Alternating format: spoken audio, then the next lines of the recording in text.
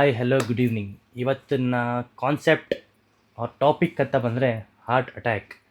ಈಗಿನ ಪೇರೆಂಟ್ಸು ಮಕ್ಕಳನ್ನ ಜಿಮ್ಮಿಗೆ ಕಳಿಸ್ಬೇಕು ಅಂದರೆ ಭಯ ಬೀಳ್ತಾರೆ. ಏನಕ್ಕಂದರೆ ಈಗಿನ ಸೋಷಲ್ ಮೀಡಿಯಲ್ಲಾಗಲಿ ಮೀಡಿಯಾ ಚಾನಲ್ಸಲ್ಲಾಗಲಿ ಬರ್ತಿದೆ ಏನಂತ, ಜಿಮ್ಮಿಗೆ ಸೇರಿಸಿದ್ರೆ ಹಾರ್ಟ್ ಅಟ್ಯಾಕ್ ಆಗುತ್ತೆ, ಕಾರ್ಡಿಯಾಕ್ ಅರೆಸ್ಟ್ ಆಗುತ್ತೆ, ವೆಯ್ಟ್ ಲಿಫ್ಟ್ ಮಾಡಿದ್ರೆ ಹಾರ್ಟ್ ಅಟ್ಯಾಕ್ ಆಗುತ್ತೆ ಅಂತ.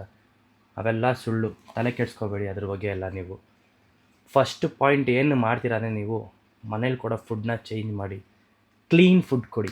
ಪ್ರೋಟೀನ್ಸ್ ಫುಡ್, ಅದರಲ್ಲಿ ಫೈಬರ್ಸ್ ಇರಬೇಕು, ಪ್ರೋಟೀನ್ಸ್ ಅಂದರೆ ಚಿಕನ್, ಎಗ್, ಫಿಶ್, ಮಟನ್ ಲಿಮಿಟಾಗಿ ಕೊಡಿ.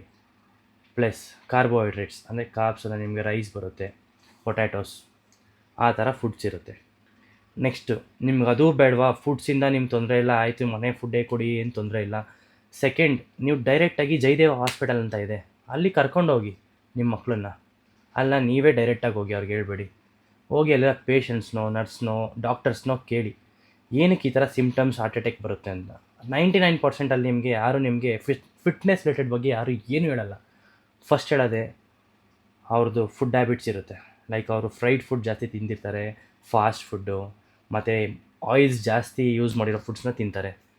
ಅದು ಒಂದು ರೀಸನ್ ಆಗುತ್ತೆ. ಎರಡನೇದು ಬಂದು ಅವ್ರ life style, smoke, drinks, drugs, ಇದರಿಂದ ಆಗುತ್ತೆ. ಒಂದೇನು ಹೇಳ್ತೀನಿ ಅಂದರೆ, ಈ ನ್ಯೂಸಿಂದ ನೀವು ಎಲ್ಲ ತಪ್ಪು ಮಾಹಿತಿ ಬರ್ತಿದೆ ಈಗಿನ ಕಾಲದಲ್ಲಿ ಹುಡುಗರಿಗೆ. ತಲೆ ಕೆಡಿಸ್ಕೊಡಿ, ಡೈರೆಕ್ಟಾಗಿ ಬಂದು ಜಿಮ್ಗೆ ಹಾಕಿ, ನಿಮ್ಮ ಮಕ್ಕಳು ಹೆಲ್ದಿಯಾಗಿರ್ತಾರೆ ಅಷ್ಟೇ. ಬಾಯ್.